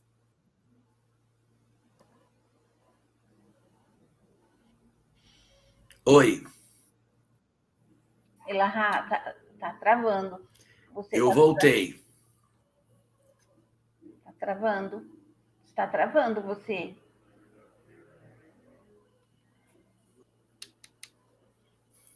Olha, a Patrícia. Oi, agora eu voltei. Voltou. Agora voltou. Antes que você diga que é a minha internet, não é a minha internet. Não é. É o meu computador. Só que assim, eu tenho que resetar. Só que eu tenho que ficar um dia sem usar. Eu não posso ficar um dia sem usar, então ele vai ficando assim. Antes assim do que sem nada. Então é melhor assim. Mas é pouquinho. Vambora. Às vezes dá uma travadinha, mas logo volta. Olha, a Patrícia Bispo. E quando a pessoa abandonada perdoa do fundo do coração, não se liberta? Claro que se liberta! Claro que se liberta! É lógico, Patrícia Bispo, quando você perdoa a pessoa, você se liberta sem a necessidade de reencontrar. E a libertação pode ser tão profunda que você quer a pessoa de volta. Deu para entender? Eu fui claro do que eu estou dizendo, Cleide? Sim, Quando sim. eu perdoo, eu me liberto. Eu me liberto tanto que eu quero de volta. Porque eu tenho tanto direito de liberdade que eu digo assim, Sim. gente, eu não fiquei com nenhuma mágoa. Nada, nada. Está lavado meu coração. E quando eu olho para ele, fico pensando, coitadinho dele. Ele precisa de É, compreensão. Me dá ele de sim. novo. Me dá ele para mim. Mas aí é a questão de gosto. Quando o perdão é verdadeiro, trum, liberta. Liberta. Você vê, É assim mesmo. quando o perdão é muito, muito verdadeiro, a gente até quer de volta. Olha o caso da mãe do André Luiz. O cara aprontou pra caramba com ele, É, ela sim, com ela, e ela ainda pegou ele de volta como filho, junto com as verdade. mulheres com as quais ele se relacionava. Aí é o amor verdadeiro, né? Lívia, o Públio aprontou pra caramba, amor verdadeiríssimo. Ela perdoou de todo o coração e nunca mais voltou. Nunca mais ela veio, mas continua cuidando dele. Você vê?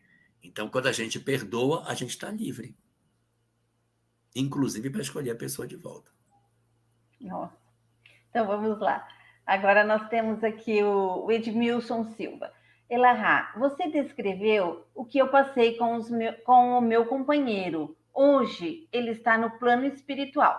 Tivemos um encontro no mundo Olha, espiritual e foi incrível. Ele sofreu tudo que ele me fez. nossa, que incrível, Edmilson. Que interessante isso. Isso é muito interessante, sabia? Existem alguns casos em que o parceiro desencarna e ele fica obsidiando a casa achando que a pessoa lhe pertence, ou seja, você é um marido mal assombrado, porque o outro não deixa você, não desempata você, ele fiscaliza. Tem um caso narrado no livro Recordações da Mediunidade, de uma moça que ela reencarnou e o antigo marido dela se conectou nela e não queria deixar que ela fosse de ninguém. E aí, em função disso, ele dominava o corpo dela e ela não conseguia se relacionar com a pessoa. Então, ele simplesmente pegava a mulher e não deixava, ela ficava como que amarrada na cama, sabe? O espírito, o antigo marido, aqui o bracinho dela está amarrado, tá, Cleide? Então, amarrava. Ele amarrava, ele amarrava a mulher e ela não conseguia se relacionar com o marido. E não teve jeito, tá? Ele amarrava. Tá amarradinho aqui também, tá? Tem nozinho aqui. Então, ele não permitia com que ela se relacionasse com o marido. Mas aí é um caso de obsessão, né, de vinculação dessa ordem. Mas eu posso ter, sim, encontros maravilhosos com os nossos entes queridos, em que eles vêm assim, cara, me perdoa pelo que eu fiz. Eu não devia ter feito o que eu fiz com você. Me perdoa, me perdoa. Eu hoje sofro tanto, sofro tanto.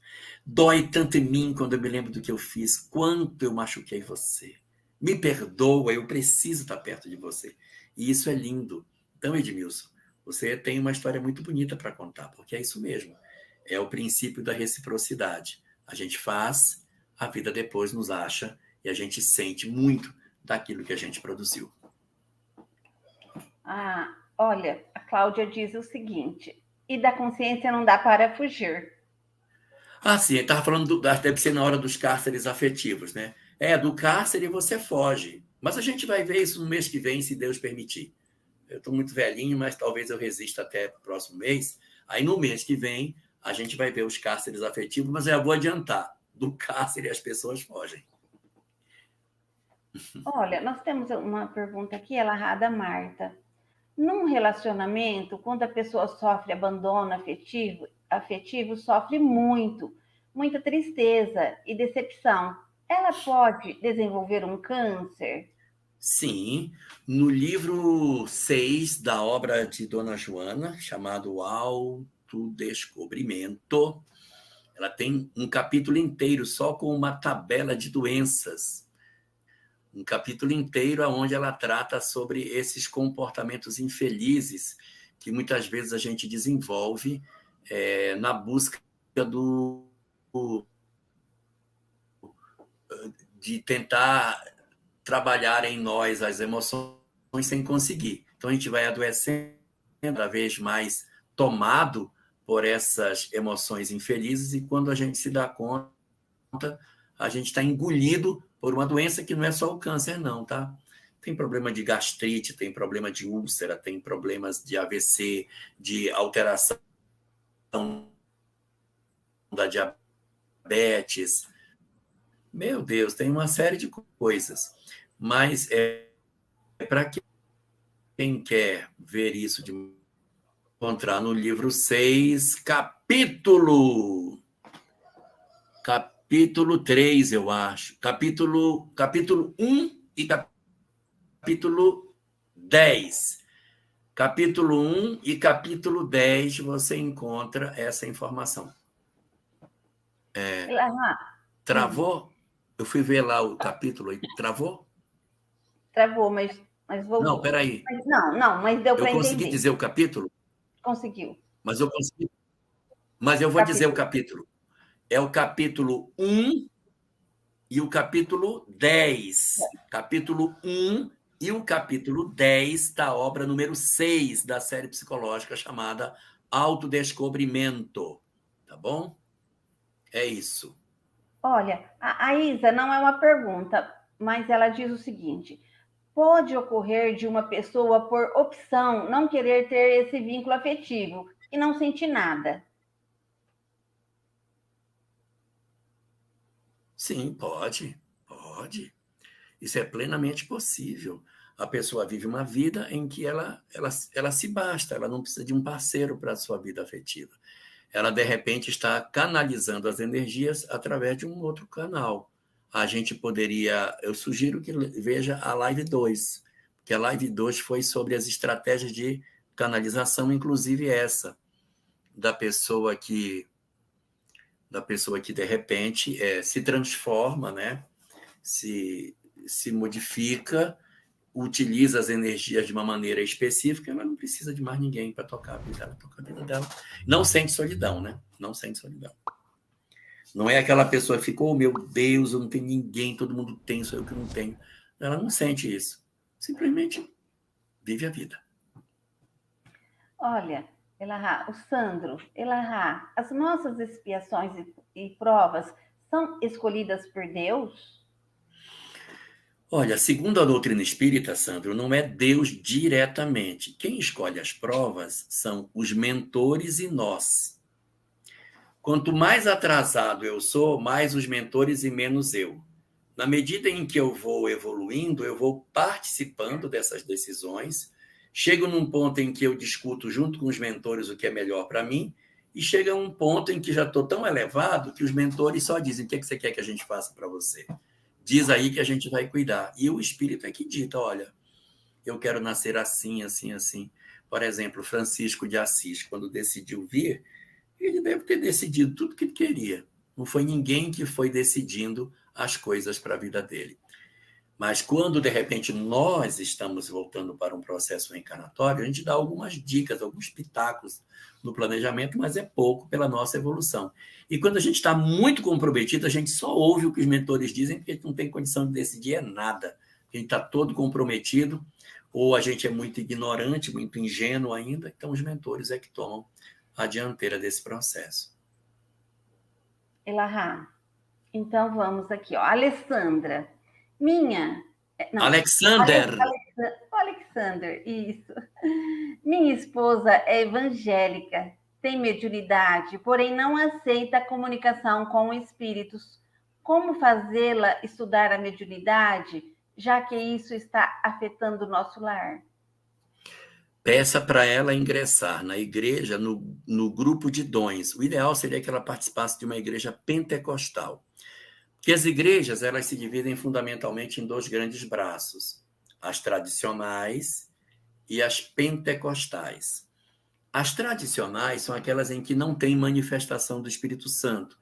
São aquelas assim, metodista, batista, adventista, o pessoal da igreja luterana. Esse pessoal é todo do período das chamadas igrejas tradicionais, chamada igreja de missão. As igrejas de missão. E tem as igrejas pentecostais, que são aquelas que admitem a manifestação do Espírito Santo. Essas são inumeráveis, né? Você tem a Assembleia de Deus, você tem o pessoal do Evangelho Quadrangular, você tem Deus é Amor, você tem a Maranata, você tem... Ah, meu Deus, é tantas. As igrejas menores geralmente são pentecostais. Então, o ideal seria que ela participasse de uma igreja pentecostal, já que ela é evangélica. Você não vai arrancar ela dentro da religião dela. Ela participando de um grupo que seja pentecostal, eles vão cuidar da mediunidade dela, ela vai manifestar essa entidade. E eles vão trabalhá-la como entendendo que é o Espírito Santo quando for uma entidade positiva e entendendo que é o demônio quando for uma entidade em sofrimento. Mas eles vão cuidar dela, eles vão trabalhar e ela vai aprender a lidar com a mediunidade nesses grupos da igreja. Então, a minha sugestão é que ela pudesse, né, participar de uma igreja pentecostal. Se a igreja dela for pentecostal, ótimo, é só encaminhar para a reunião de dom. Se ela não for de uma igreja pentecostal, aí tem que conversar com o pastor, ver o que faz, e talvez ela precise mudar até de denominação. Mas é uma questão para ela ver. Não será a mediunidade nem espiritismo que vai ser o mais indicado nesse caso. A gente não pode violentar a fé de ninguém. Lahá. Salvador Geraldo. Boa noite, mestre. Eu adoro queimar insetos e ver os bichinhos torrando. Tem alguma explicação espiritual para isso? Rapaz, deve ter, hein? Deve ter. Você deve ter algum arquivo de satisfação de queima, né, da vida. Quem sabe você não seja um antigo inquisidor, né? Já melhorou, está queimando só inseto, não está mais queimando gente. Já está bom, está melhorando. Mas é muito bonito você ter essa sinceridade de espírito. Talvez, quem sabe, uma história da época da Inquisição ainda esteja latente dentro de você. É preciso fazer um mergulho mais profundo, entender a razão profunda de tudo isso, para que você consiga desatar alguns nós que existem. Mas eu achei legal, Salvador, você ter essa sinceridade de propósito, tá bom? Mas a gente precisa avançar, descobrir que tenho isso e começar a cuidar para não ter efetivamente tanto prazer nesse tipo de situação. Vamos lá, Elahá. Mais uma aqui, ó. Edmilson, o meu ex-companheiro desencarnou de um câncer fulminante no pâncreas. Infelizmente, ele não quis me receber em uma visita ao hospital. Estava com ódio pela minha felicidade com outra pessoa. Olha só. Isso é muito comum, sabe, Edmilson? A gente vive um relacionamento com alguém, esse relacionamento se desfaz. Naquele velho modelo da cantiga de roda, né, o cravo brigou com a rosa debaixo de uma sacada, aí o cravo sai ferido e a rosa sai despetalada. Os dois saem machucados, feridos, adoecidos, né, da relação. Um consegue se recuperar e o outro não. E, de repente, a gente acaba desenvolvendo certas moléstias. Eu não estou dizendo que o câncer do seu ex-companheiro foi motivado pela separação, né? Mas, assim, mágoa, ódio, ressentimento, desejo de vingança são sentimentos muito ruins que promovem descarga de adrenalina constante na corrente sanguínea e não tem organismo que suporte viver o tempo todo em sinal de alerta. E aí a gente acaba adoecendo, a máquina começa a engripar. Então, ele, na verdade, tem uma reação em função da história. Ele, se for perguntar para ele vai dizer que, de certa maneira, ele está certo, porque você não deveria ter feito o que fez e tal, por isso a mágoa. Talvez agora já tenha se refeito, tenha recalculado a rota, né? Isso é muito comum também. Não sei se esse ex-companheiro é o mesmo que você falou ainda agora, que conversou com ele e ele pediu desculpa, quem sabe. Vai ser muito legal se for isso, porque é uma questão a menos para tratar quando você chegar lá. Ele já vai estar bem melhor e vai até receber você. Que legal, com um sentimento de gratidão. É bonito, né? Essas mudanças que a gente faz na vida, isso é muito legal. Olha, Elahá, aqui. Pessoa como Chico Xavier, Irmã Dulce, Madre Teresa de Calcutá viveram sozinhas, em missão, canalizando seu afeto. Não só ele, né? Mas tem uma quantidade imensa de pessoas que vivem sozinhas e canalizam seus afetos. Meu Deus, uma quantidade enorme de pessoas que vivem esse tipo de experiência na atualidade na Terra. Não são só eles. Eles podem ser bons exemplos, excelentes exemplos, mas tem uma quantidade imensa de gente que também trabalhou e trabalha as suas afetividades e leva com razoável equilíbrio as suas energias afetivas. Elahá, tem a Márcia aqui, ó. Tenho mediunidade desde jovem. Fui católica, 50 anos, e só após a pandemia que a espiritualidade aumentou, mas tenho medo surreal. O que faço? Até desdobramento já fiz para doutrinar. Um espírito deve ter sequência. Deve ter sequência. Aqui, peraí, para doutrinar. Não sei o que fazer, já tentei, mas acho o medo como se não sei o que fazer. Já tentei, mas acho o medo como se quisessem que eu não frequentasse. Muito bem, então vamos lá. Qual é a sugestão para você, Márcia? É não frequentar o grupo mediúnico. Não frequentar. Minha sugestão: participe da Casa Espírita num grupo de estudo sistematizado. Procure um grupo de estudo, vai estudar. O estudo da doutrina espírita vai devagarinho asserenando você, vai fazendo você se tranquilizar. Às vezes, Márcia, a gente tem uma expressão mediúnica só para levar a gente para o centro espírita. E depois que chega, ela até desaparece. Leon Denis, que é um dos grandes espíritas da virada do século XIX para o século XX, disse que quando não era espírita era médium. Aí, pela mediunidade, entrou no centro e a mediunidade acabou. A mediunidade foi só para conduzi-lo para dentro do movimento. E tem muita gente que depois que chega, a mediunidade diminui, ou seja, é um alarme que toca dizendo procura ajuda. E não é necessário que você vá com medo, porque é uma ilusão nós pensarmos que porque a pessoa tem mediunidade, ela obrigatoriamente tem que ir para a casa espírita e sentar numa mesa mediúnica e dar passividade. Não. Tem muita gente que é médium e diz, não, mas eu não me sinto atraído. Eu vejo, eu enxergo, mas eu não me interesso por mediúnica. Não. Eu toco a minha vida muito bem. Estou no centro espírita, aprendo, trabalho, me esclareço, oro, faço a minha mudança interior, mas a mediunidade não me atrai, embora eu seja médium. É um gosto de cada pessoa. Há outros que dizem, eu sou médium e eu vou para a mediúnica porque, como eu sou médium, eu vou lá para dar passividade. E há pessoas que dizem, eu não sou médium, mas eu quero ir para a mediúnica, porque eu amo estar ali no meio dos espíritos. Então, cada pessoa tem um perfil. O certo, Márcia, é que não existe no movimento espírita espaço para ninguém constrangido. Ninguém pode ser constrangido a fazer nenhum tipo de tarefa.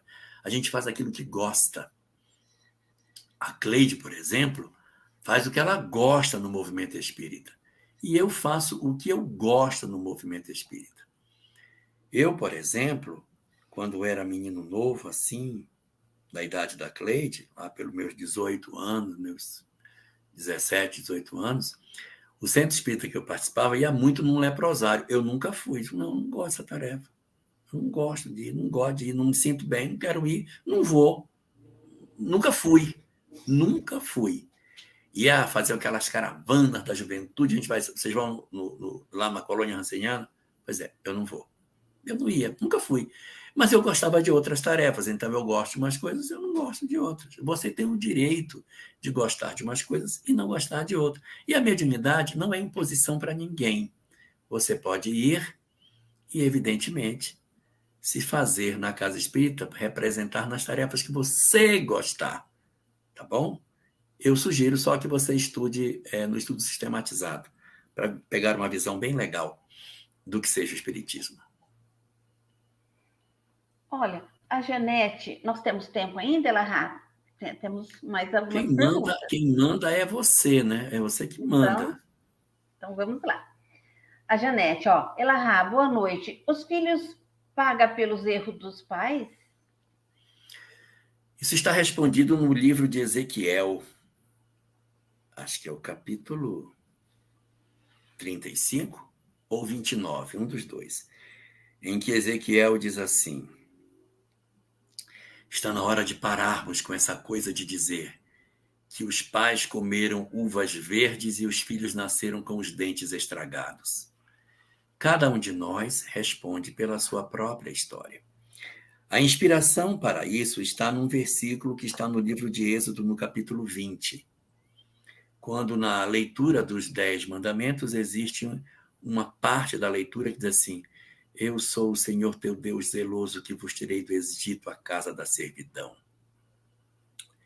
Eu sou o Deus zeloso que puno a iniquidade dos pais nos filhos, na terceira e na quarta geração daqueles que me odeiam, daqueles que me desobedecem. Então, os que desobedecem a Deus, ele vai punir nos filhos na terceira e na quarta geração. Algumas traduções para o português, elas dizem até a terceira e quarta. Mas os rabinos, que são os que têm o verdadeiro texto na mão, são unânimes em dizer, não, aqui não é até a terceira e a quarta, não. É na terceira e na quarta.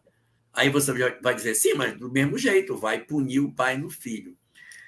É na terceira e na quarta. Então, eu estou aqui, eu estou aqui, esse sou eu. Aí eu tenho uma primeira geração depois de mim, minha filhinha. Aí minha filha se torna adulta, aí tem uma filha, essa aqui é a minha segunda geração, né? E aí eu tenho a minha terceira geração. Na terceira ou na quarta, o que ele está dizendo? Que a pessoa, na verdade, quando reencarna, encontra a consequência do que ela fez. Há uma tendência muito grande do espírito reencarnar na mesma família. Então, é muito comum que um neto seja o próprio bisavô, o próprio avô, ou um bisneto seja o próprio bisavô, como é o caso de Públio Lentulus, que é bisneto de si próprio, né? Então, a gente encontra as consequências não porque eu vou pagar pelo outro, sou eu mesmo retornando numa outra história para viver as consequências do que eu fiz. Mas cada espírito responde por si mesmo. A ideia de que os filhos respondem pelo pai é por conta desse versículo, mas os donos do texto, que são os judeus, não pegue as traduções em português, pergunte para um rabino, que é quem sabe ler em hebraico, porque os ocidentais não sabem, e ele vai lhe dizer, é o neto, é o bisneto, que vai renascer sendo o próprio indivíduo. E por que não é a segunda? Porque para ser filho tem que estar encarnado para fecundar o ovo, então não dá para eu reencarnar no meu filho, mas eu posso ser meu neto, e posso ser meu bisneto, meu tataraneto, sei lá. Igual a reencarnação do Públio, né? Olha, aqui, ó. A Cristiane. Boa noite a todos. Como superar a dor do luto? Vai completar 3 anos. Rezo pelo espírito do meu esposo, mas todas as vezes que aparecem pessoas parecidas com ele, vem uma tristeza. Por quê? Aí tem duas coisas diferentes, né, Cris? Você tem uma questão do luto. Como é que você supera a dor do luto? A dor do luto é uma dor muito profunda, viu? Ela é assim mesmo, ela demora para cicatrizar. Então, luto de pai, luto de mãe, luto de marido, luto de filho, São lutos muito complicados que a gente tem na vida para trabalhar. E aí você não precisa se obrigar de dizer assim, mas já tem 3 anos, já tem que estar curada disso. Não, cada um de nós tem um ritmo para isso. Agora, se você quer, por algum motivo, resolver ou tentar resolver isso, você precisa ocupar a sua mente com coisas positivas. O que acontece com muitos de nós que experimentamos o luto? Nós nos fixamos na dor. De certa maneira, a dor nos agrada, porque ela traz a lembrança do outro, traz a presença do outro. E a gente se sente meio que infiel se a gente deixa de pensar ou de lembrar do nosso companheiro. Então a gente diz, eu não posso curar do luto, porque se eu curar, parece que eu esqueci dele e eu não esqueci. Não, a gente não precisa viver um luto eterno por conta do parceiro que partiu.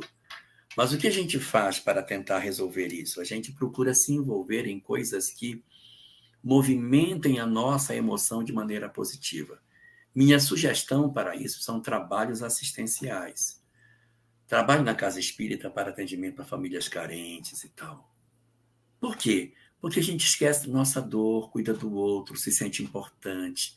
E a gente promove em nós a descarga de uma substância chamada ocitocina, que nos retira do processo da depressão. Eu preciso fazer bem ao próximo para que eu me cure do meu processo depressivo. E é por isso que a gente tem essas tarefas de socorro aos que padecem, porque é a melhor forma da gente conseguir de verdade desatar o nó que prende as nossas almas a uma história que, de certa maneira, embora ela seja em tese positiva, ela se torna patológica se a gente não consegue se desembaraçar dela. Então, se você já retomou suas atividades profissionais, se você retomou sua vida, você está dentro do luto, isso é normal. Você tem que sair do luto patológico. O que seria um luto patológico? 3 anos e você não consegue trabalhar, não consegue retomar sua vida, aí entrou num aspecto de ajuda profissional, precisa de um psicólogo, precisa de um psiquiatra, alguém para ajudar você a sair. Mas sentir a dor, a tristeza e a saudade, mesmo com 3 anos, não caracteriza um processo anormal de jeito nenhum. Existe uma pergunta em O Livro dos Espíritos, questão 936 da obra básica. Eu recomendo que você procure O Livro dos Espíritos, questão 936. Ele vai dizer que os espíritos se agradam de serem lembrados, mas eles se incomodam quando a gente se desespera no processo de lembrança deles, porque aí significa que a gente não tem confiança em Deus, e isso pode retardar a possibilidade do reencontro com esses companheiros tão amados. Essa é uma primeira pergunta sua. Aí tem uma segunda. E você fala de uma tristeza quando aparecem pessoas parecidas com ele. Isso pode ser um processo reflexo seu. Você se defende porque você, de repente, pode estar achando que você o trai se você se aproximar de outra pessoa. Então, é assim. Você não é obrigado a ter ninguém. Se você quiser ficar sem ninguém, é um direito seu viver a sua viuvez, não procurar ninguém, porque você vai fazer muita comparação com o outro e você prefere ser sozinho. É um direito seu. Mas você também tem o direito de refazer a sua vida. Sim, mas o que é que eu faço? É você que tem que sentir o que é que lhe agrada mais. E não fique incomodada pelas pessoas que ficam empurrando você. Você tem que namorar, você tem que sair disso. Cada um cuide de si, deixa de cuidar da vida dele, você cuida da sua. Quem tem que cuidar da sua vida é você. É você que tem que dizer, eu não quero ter ninguém, eu quero ficar sozinha. Eu prefiro ficar só do que estar com uma pessoa que depois vai me trazer problema. Tenho filha pequena, trago um cara desse para cá, esse cara vai molestar minha menina, vai tratar mal meu filho e não vai dar certo, que vai dar uma confusão pior. Então, eu prefiro ficar só. É uma opção. Ou você dizer, mas eu encontrei fulano é muito legal, ele é muito bacana, eu gostaria de ter uma vida com ele. Tenha, sem remorsos, sem remorsos. Mas isso você tem que fazer com o coração lavado. Se você sente dificuldade para decidir isso, talvez você esteja precisando de um psicólogo, de um terapeuta para pegar você pela mão e fazer você visitar essas histórias do passado e tentar fechar algumas portas que possam estar abertas, porque os nossos entes queridos, quando partem, eles querem a nossa felicidade. Eles não querem a nossa fidelidade a eles, que nem estão mais aqui. E se você se sente feliz ao lado de uma outra pessoa, eu tenho certeza que o seu marido já deve estar bem mais tranquilo se ele souber que você está bem cuidada por outra pessoa. Vai depender de você. Muito bem. Nós temos mais uma pergunta aqui, Elahá, depois nós vamos encerrar. Não é mais uma, não, é a sequência da Márcia. Não, essa é a sequência da Márcia. Quando fui desenvolver o medo, piorou. Ela disse que quando ela foi desenvolver, o medo piorou. Mas eu não disse para você desenvolver. Não é para desenvolver. Você vai para o grupo de estudo, Márcia. Você vai para palestra, grupo de estudo, você vai para trabalho assistencial, você vai fazendo menos a mediúnica. Se você tem medo, não é lugar para você ir. Se você não gosta, não precisa ir. Você não é obrigada a participar de um grupo mediúnico. E se você se sente constrangida, não participe. Você vai dizer, eu não quero, ponto. Eu não gosto, ponto. E se obrigarem você, mude de casa espírita. Esse pessoal não sabe o que está dizendo. Então você vai ficar lá e vai dizer muito claramente, eu não gosto, eu me sinto mal, eu tenho medo, eu não quero ir. Ponto. E as pessoas têm que respeitar a sua decisão. Se ninguém respeitar e quiser agarrar você e jogar para dentro da sala, o que não vai acontecer, mas se insistirem, vai, tão bom, vai. Se insistirem demais, mude de casa, procure outra. Diga, olha, infelizmente não vou ficar aqui, não gosto, não quero, não me sinto bem. E aí você faz uma mudança de casa espírita para ir para um local que lhe acolha melhor. Tá bom? Elahá, nós temos aqui o José Luiz Arantes.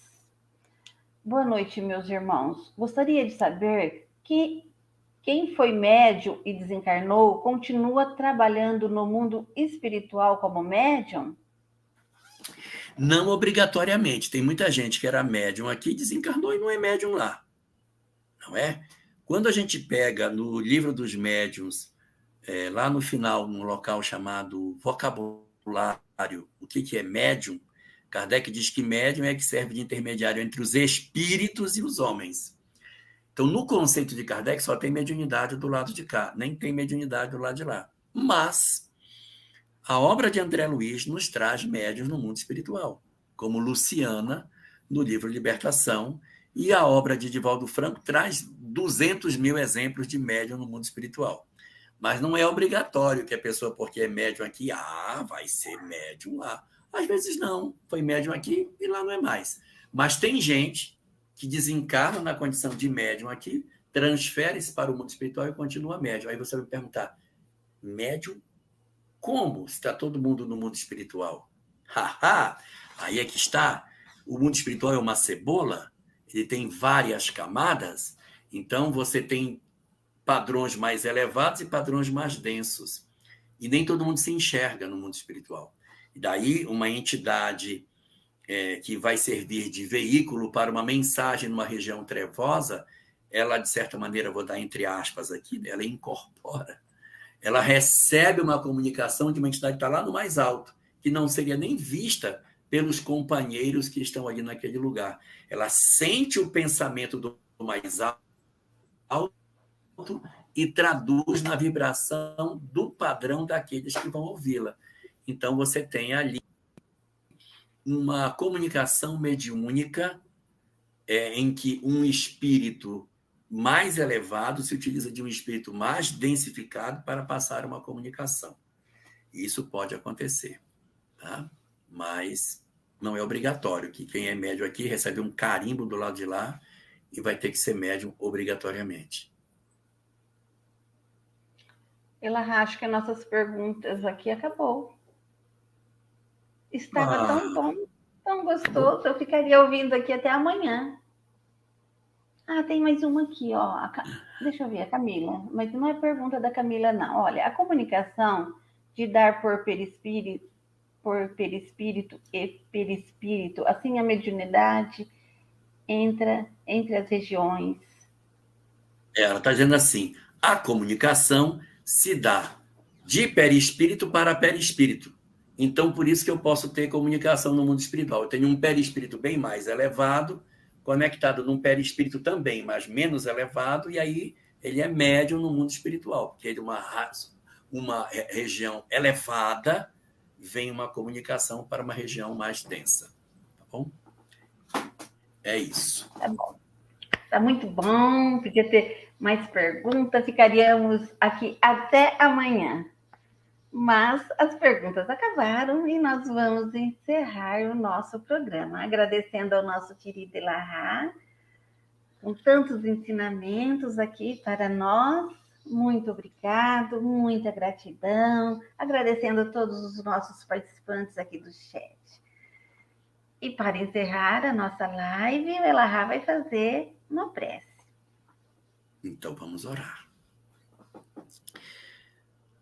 Nós muito te agradecemos, Senhor, as oportunidades de esclarecimento que tu nos ofereces para que consigamos ajustar as nossas emoções, para que consigamos dar bom uso das energias afetivas que tu nos dotaste, para que nós consigamos nos desembaraçar da loucura em que nós mesmos nos prendemos e, assim, conseguirmos experimentar a felicidade reservada para as almas que amam. E ensina-nos assim a amar, a não desistirmos do amor e a não desistirmos de nós próprios. Dulcifica as nossas palavras, os nossos pensamentos e ações e conduz as nossas almas de maneira serena, pelas experiências afetivas, estando sempre atentos, para que nós não venhamos a nos embaraçar em armadilhas que nós mesmos criamos para nós próprios. Nos dá a lucidez para sabermos escolher bem os nossos parceiros e nos oferece, Senhor, o dom de sempre estarmos realimentando a relação com amor e com afeto, porque o outro, tanto quanto nós, também precisa de amor.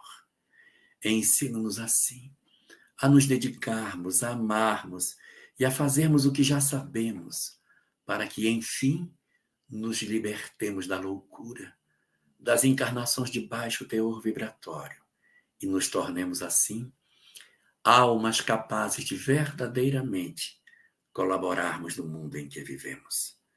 Muito te agradecemos por tudo que tu nos concedes. Abençoa nossos lares, Senhor. Abençoa os nossos parceiros afetivos de jornada, encarnados ou não.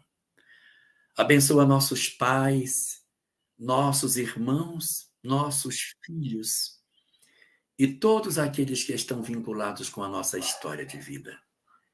Que o teu amor permaneça sobre todos nós e que a tua graça ilumine os nossos corações, hoje e para todo sempre.